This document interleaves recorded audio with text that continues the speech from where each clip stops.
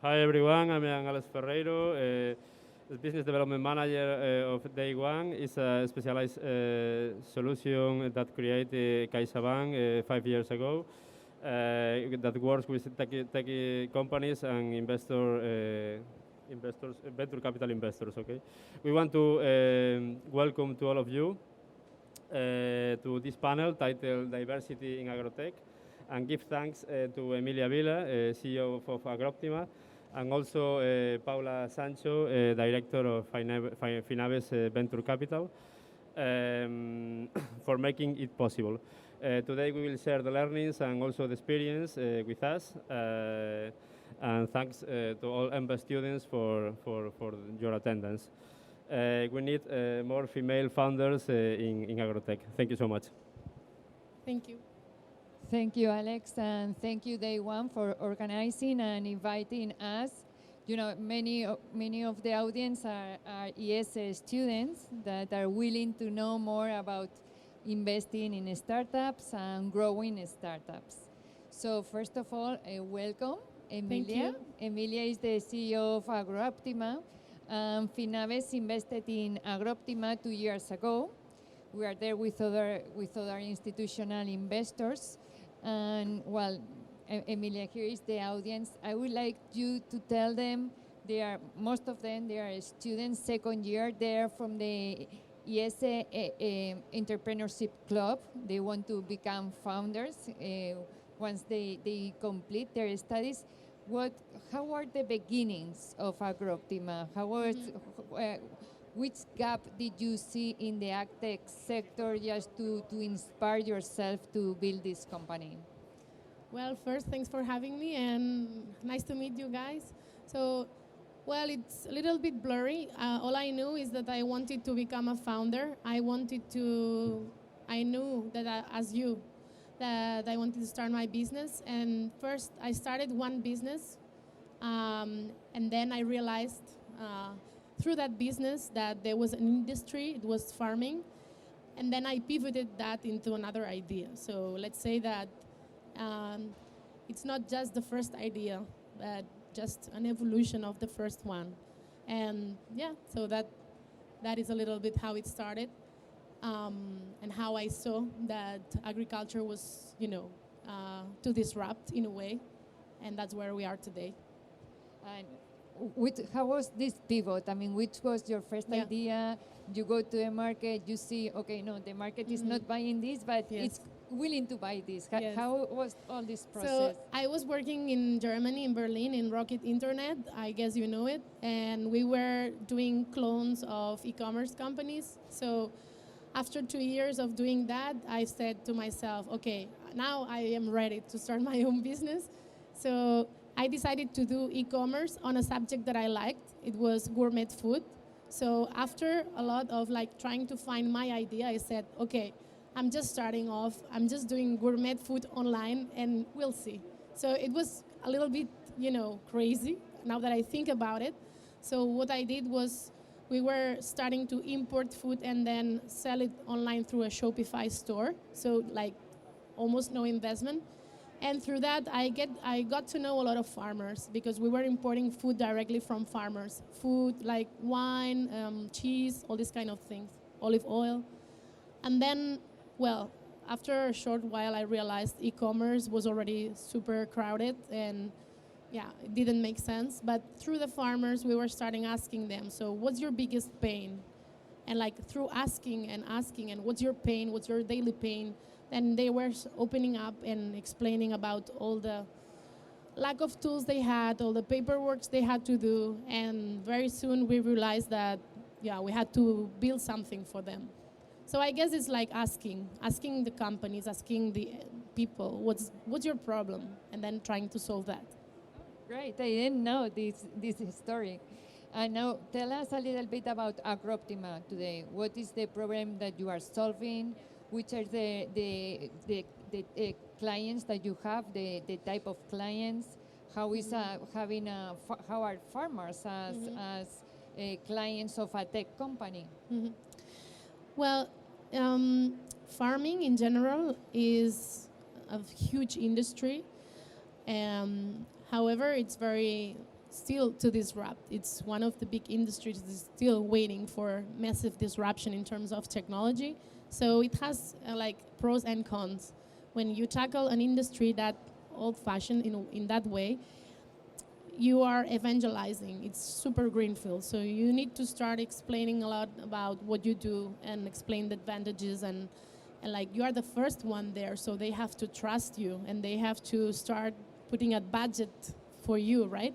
Whereas where you are in a crowded industry, like, I don't know, if you're selling a CRM, like everyone is used to buy a CRM, then it's much easier for them to make decisions. However, on the other side, it's much more crowded of companies and competitors. So I wouldn't say there is like goods and, I mean, you have to think, what is that motivates you? What can you do that is unique? And with that, play your cards. But I definitely think that you should try to find an industry that is growing, because if the industry is not growing, I mean, at some point, even if your offer is super good, I mean, you will be declining soon. So first find an industry that is growing and then find a problem that people are willing to pay for, and also they have budgets. They have, ideally big budgets, right?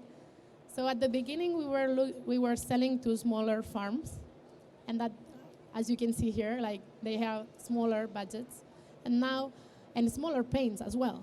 So now, progressively, we are going up market, and we are tackling like middle-sized farms now, or even big farms, and they have bigger management problems, and they are also less like, I mean, they are more evangelized already. They are used to pay for technology, so it's becoming easier.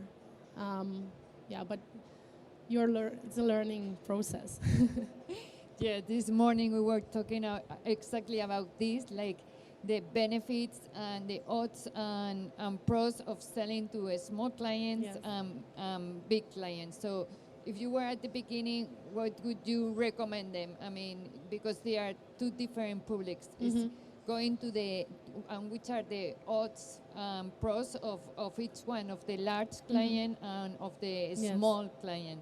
Yeah, it's a very difficult recommendation. I guess there is no one method, but if you're going to B2C, it's wholly different approach to B2B, right? So B2C, I mean, anyone, like, I don't know, Glovo. So obviously, if you are able to build something like that, then you're super successful. But it's very difficult to build one Glovo. How many are trying and how many succeed? Well, I mean, obviously, if you have the idea, go for it. On the other side, with B2B, I think it's much easier to spot opportunities, because when you talk to businesses and when you talk to buyer personas, I mean, people inside a business in different departments, they can answer you the question of, what's your biggest pain in your everyday job? Well, maybe it is to put some data into a specific process, and then you realize this is a pattern that everybody does in the industry. Then you say, okay, I'm going to build something about it. It's a software or it's a tool, I don't know. So with that in mind, I think for B2B, I would start with big companies, with big clients, because, well, it's easier because they will have bigger problems, and also they are easier to identify. They have bigger budgets. They are used to pay for technology to cut costs and to be more efficient. So with B2B, unless you are able to build something that any business needs, for example, Hold It, you know, the Barcelona startup Hold It, they are building accounting software for everyone. So then it's for everyone. But if you're targeting a vertical, then I would go for a bigger account. That's what I would do differently if I would start right now, Agroptima. But I know, because we have discussed this a lot, it is not the same sales process when you sell to a large, big corporation than to small clients. How has to be like your sales department in each way?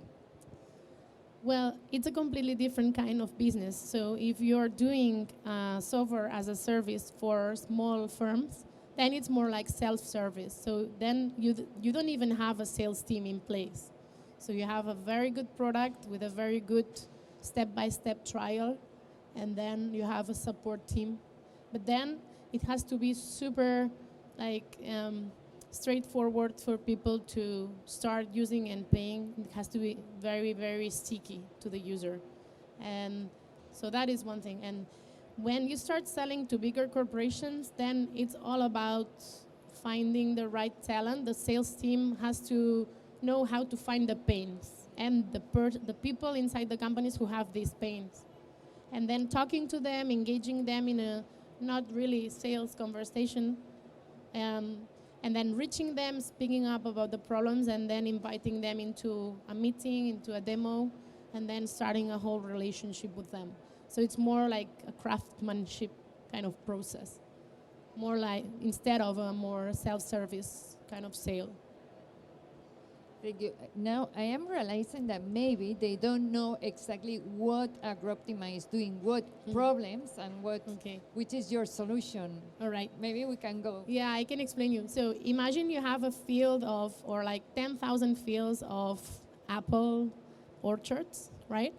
And so how do you access to real-time data of your field? So how do you know which employees are working in which areas, or how do you know if there was a phytosanitary product that was applied to fight against one bug?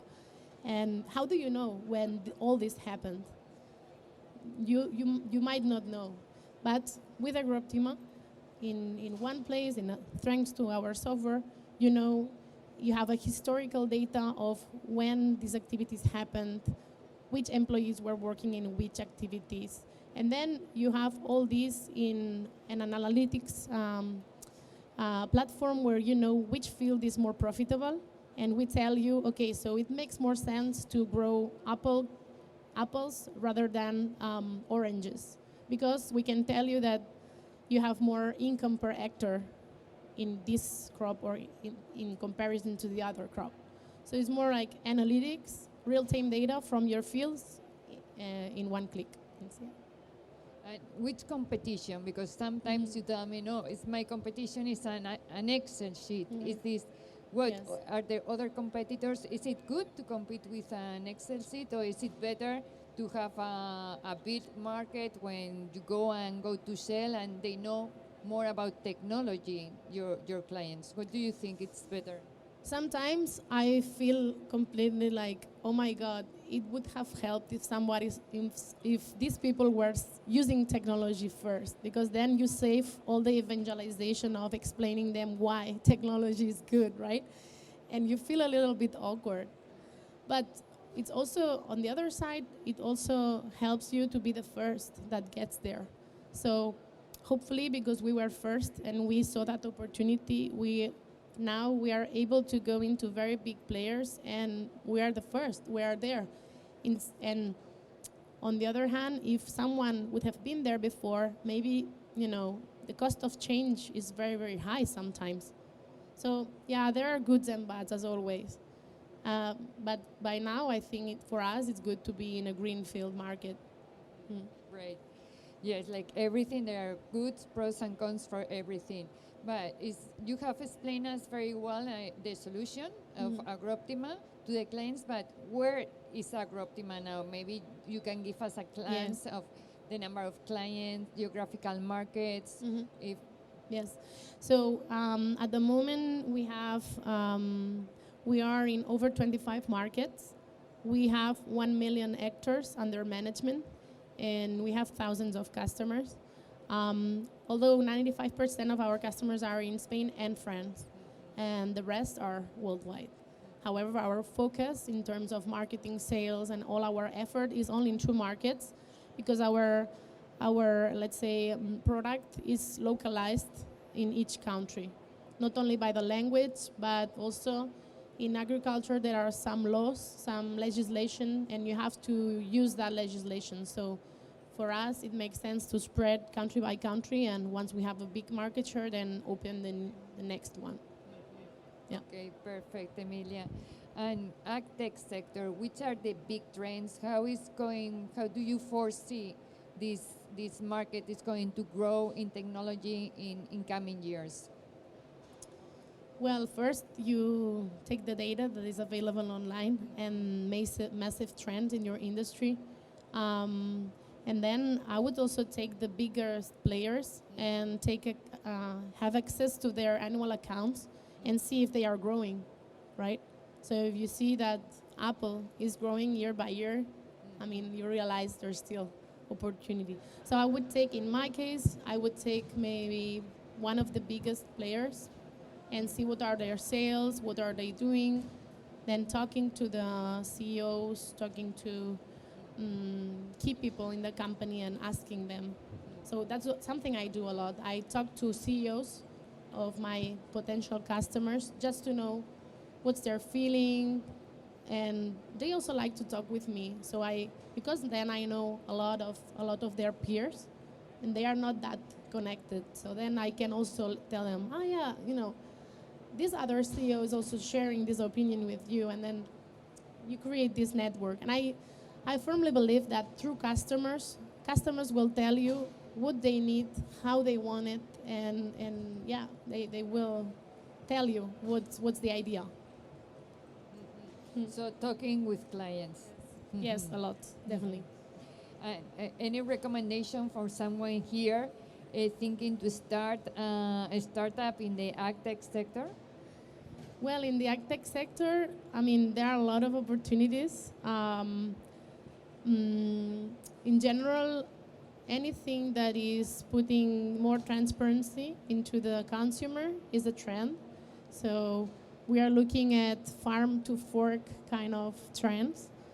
And it's every time customers, we want to take this apple and just scan it and know where does it come from, what are the treatments, chemical treatments or not that it had. How many, this kind of transparency is a massive trend through blockchain or any other technology that enables it. I mean, it doesn't have to be blockchain, it can be. This trend is very important, and then sustainability, definitely. So some years ago, sustainability was almost a kind of a branding effort for many producers, and I've seen the trend of, no, it's not just branding, it's something we want. We want to produce in a more sustainable way. How can you, Agroptima, help us know how can we reduce the amount of certain product or certain certain product like a phytosanitary or fertilizer. All this goes into our rivers, so how can we reduce that, or the carbon footprint? So that's what we are trying to do for them. But definitely these two areas, I think there are a lot of companies that are willing to invest in it. Mm-hmm. Okay, great. And last but not least, you are a woman entrepreneur. We are, in this empowering women in this in this new power. And how has it been to be a woman entrepreneur? Have you had any challenges, or it has been, or you cannot tell them anything? Any recommendation? Anything that we have to change? I have been very lucky in my life that my family empowered me as my brother. So I had never felt any discrimination. I was very lucky because you hear a lot of stories. But in general, I'd say that I don't know if a man has other challenges. I didn't have any challenges specifically because I'm a woman. It's true that I recently became a mother. And it was challenging because obviously if you are the CEO, then you are the only one figure that it's the most important in the company. However, I do recommend to have good co-founders, but that is it's in general. So obviously it's good to have a good co-founder because one day you might feel bad, you might feel ill for a while, then you need to have a counterpart. So I definitely recommend you guys to find a very good co-founder, someone you can trust, because sometimes it's very hard. You have to be constantly out of your comfort zone, and we are all humans, and sometimes you feel alone. So it's very good to just have somebody to talk with and to, express your ideas. So I think I wouldn't have done it without a good co-founder, really, Paula. Thank you. A lot of learnings, Emilia. Thank you. Thanks. It was nice to talk to you after, just 8 years ago, I was starting my own business, and I think that the whole idea, coming to the idea, is for me, I experienced it to be the most difficult moment, because I would read TechCrunch all day long, and I was a little bit like, oh my God, it has to come, and it never came.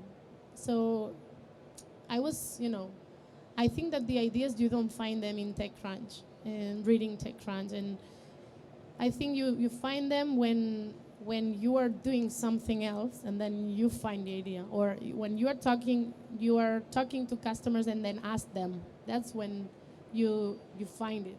You realize there is an opportunity there. You have to be open to new ideas constantly. Yes, exactly. All right. Okay, thank you. I think that You're we welcome. have our time. Thank you very, very much, Emilia. I think we have all learned with you this afternoon. And anything maybe I can share with them, with the audience, your email in case they have any. Yeah, sure. Okay. If you have anything you want to talk about, I'm open. I will be here now, so you want to talk to me. And yeah, enjoy yourself.